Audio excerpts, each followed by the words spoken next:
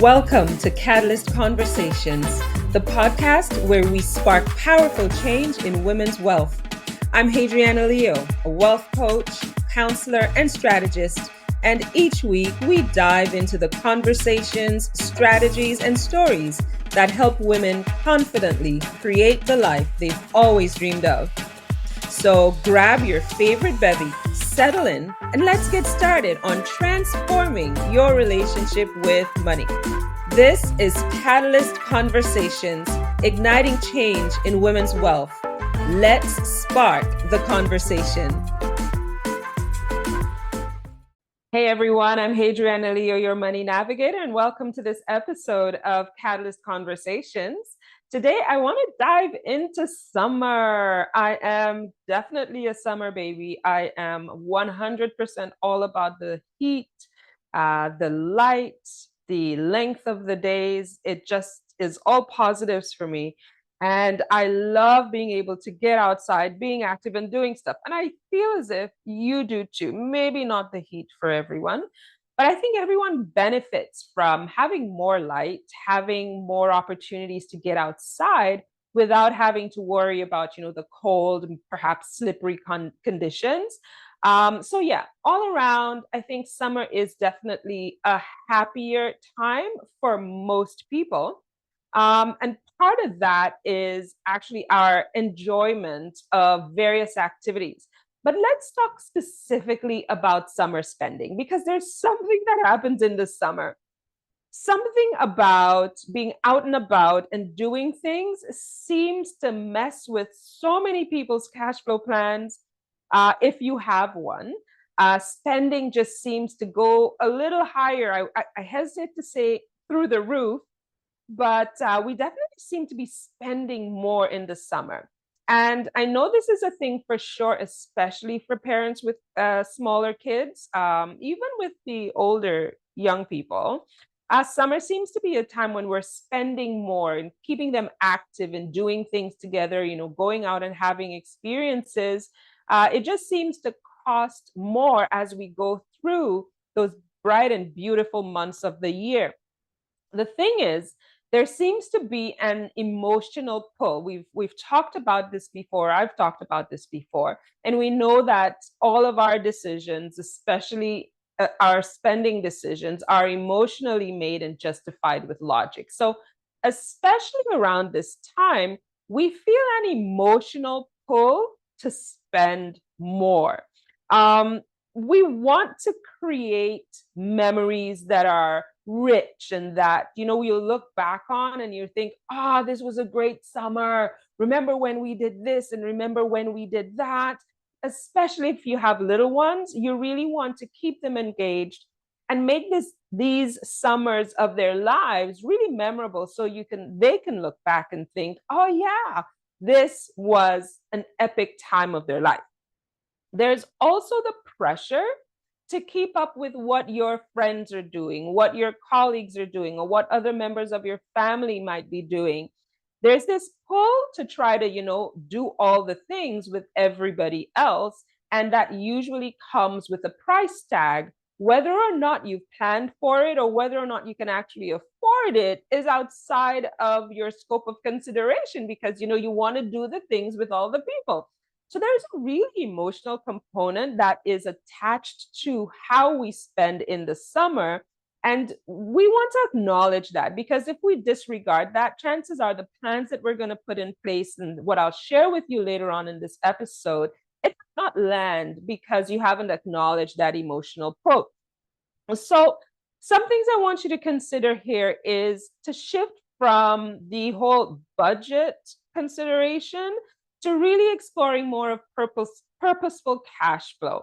So you want to kind of reframe the idea of summer spending, not so much as, just throwing money at things willy-nilly left and right, but really taking the opportunity to align your spending with your family values. So if you're experiencing this with small children or with, teenagers, you want to ensure that as you're spending money, you're coordinating that with the things that you actually value, that your family actually values, so that your spending is actually going towards things that people aren't going to be complaining about or hating on later on.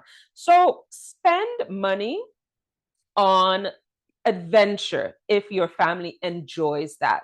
Spend money to put an extra tank of gas in so that you could take those day trips, those road trips, those adventure trips to places that maybe are off the beaten track and that not many people know about, but you found out about, and your family loves adventuring. Spend money on the opportunities for connection. Spend money on those times when you get to be together doing meaningful things. Spend money learning if that's a value that is woven throughout your family. If you love learning, spend money on that all season pass for maybe the museum or the arts center. Spend money on those things. If you really love, the amusement parks and the rides, perhaps you want to spend some money on some express passes that you can get there. But really align your spending to what is of value and to your family, and what you would really appreciate after that money has been spent. Now, here are some practical strategies that you can use to create conscious summer spending this summer. So, yes, the weather is bright. Yes, it's wonderful out there. You can still put these strategies into place and set it up so that you look back on this summer with very few, if any, financial regrets. And then you can also put these into place as you look forward to the summers ahead. So first things first, let's do some pre-planning. Let's start earmarking some of your money for summer activities. So I like to say, I live in Canada. I like to say winter tires are not an emergency expense. They really aren't, because we know the environment we live in, we know the climate we live in. So unless you suddenly, maybe your tires got stolen, or maybe, you had an unforeseen accident, we should anticipate and plan for winter tires every so many years, because we know winter's coming and we want to drive safely. So purchasing winter tires ordinarily, in the usual run of things, are not an emergency expense. So let's do the same thing for your summer spending. Your summer plans, if we take the time to plan them ahead, can be funded ahead with an idea of what we want to do, how much we're going to want for that, and earmark those funds specifically for our summer activities. The next thing is identify what really brings you joy and what you value. So you can let go of all the other things that might just be the result of FOMO. I know for myself, there are lots of things. Well, I don't really struggle with FOMO. I am very much introverted, and I prefer my time by myself. If I can get it, I'll take it. But there are some times when you want to do the thing just because you want to not miss out on what might be happening. So FOMO kicks in and you didn't plan for it, and you're like, oh, I'm going to do it, I'm going to spend the money on that ticket, or I'm going to spend the time, or what have you. Let's try to avoid that, and let's try to instead align those activities with what you value. Identify what truly brings you joy. Maybe you're not one for large group activities. Maybe you're one more for, smaller, more intimate gatherings. Plan for these instead of the ones where you get lost in a crowd. It's just noise and it just is not you. Unless, of course, you have a kid like that, and then you're going to be like, okay, let me pack my patience. Let me get all my resources in order so I can do this for this little one. But definitely work to bring that into alignment, so you're actually going to be spending your money on things that you value and actually light you up at the end of the day. The other thing I would love to suggest, and I really love that because I've never seen this go wrong: get creative with your spending, get creative with how you can have fun within the bounds of the budget allocation. So, what do I mean? I don't mean become a cheapskate. I don't mean that you should, count every penny and if anything is like a penny over, you're not going to do it. I mean, have some fun by being creative. Do some research. Perhaps look into some opportunities for like at the local parks or down at the community center. There are free events. There's some DIYs. I'll tell you this, I am so not a DIYer. I'm all about concepts. I just don't seem to have the dexterity to DIY much with great results, but I'm definitely the one who can ideate and innovate. So when it comes to getting creative, bring the family together. What are some things that you can do? What are some ways that you can still have fun and enjoy the activities of summer, but maybe not necessarily spend as much? So perhaps you might want to do some homemade ice cream instead of getting the ice cream truck. Oh my gosh, when did a cone of ice cream turn to $5? I don't know, but it seems to be a thing. Um, doing an old fashioned ice bucket with the rotation thing, you turn it around, you spin it, you make your ice cream. That could be so fun for the family. You get to make your own flavors, you get to mix it up just right, and everybody gets involved. There's something quite beautiful about that. There's something about loving the food that you create. I think so anyway. But that's just one example. I have never seen creative, fun ideas backfire when it comes to creating those moments that you value. If anything, getting creative has always been the creation of some pretty epic family memories, because that's when the thing happens that everybody remembers and you tell that story generations to come. That creativity allows you to have time together. That creativity allows you to innovate. And that creativity allows you to really maximize and optimize your summer spending allocation. So that's a big one.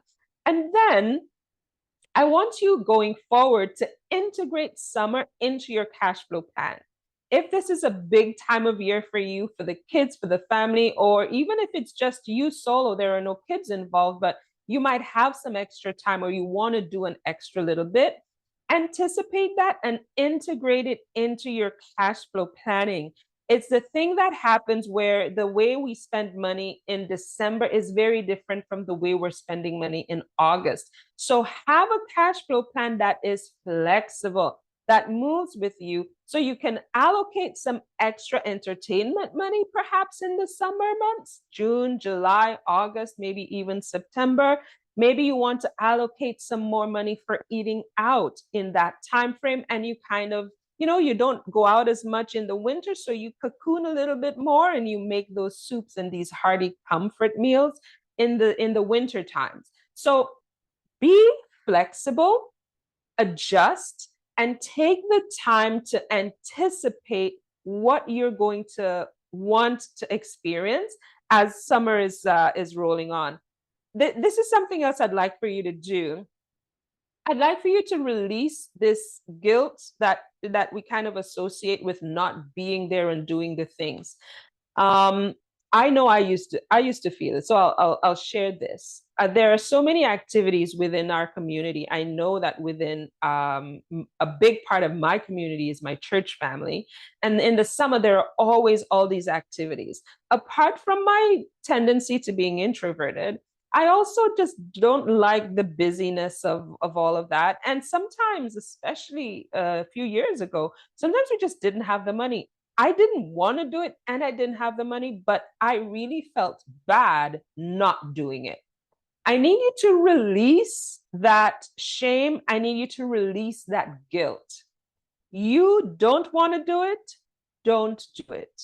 You'll